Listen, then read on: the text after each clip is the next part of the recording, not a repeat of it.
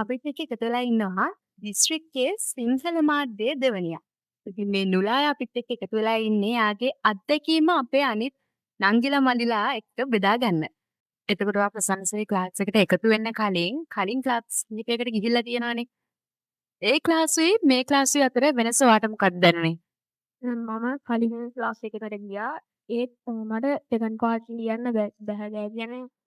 ඒ කියන්නේ සුමන ප්‍රශ්නෙකට වගේ ලියන්න බෑ. ගොඩක් වෙලාවට ලියන්න බෑ.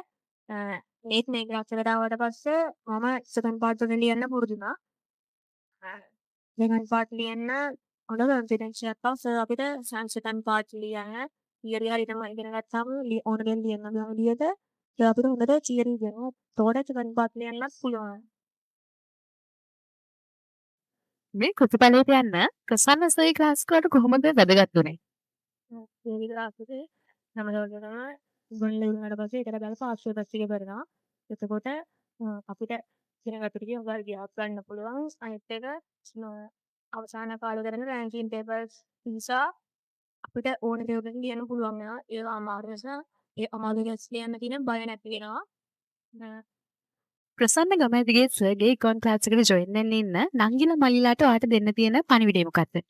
හොඳයි පාසලකට යන තමන්ගේ ලැබීම වගේම හොඳ ක්ලාස් එකක් තෝරගන්න එක වැදගත් වෙනවා. ඉතින් මම තෝරාගත්ත ප්‍රසන්න ගමැතිගේ සර්ව කිසිම මම ඕගලන්ටත් රෙකමන්ඩ් කරනවා. ප්‍රසන්න ගමැතිගේ සර් ෆෝන් වලට තෝරගෙන මුලට එකකට යන්න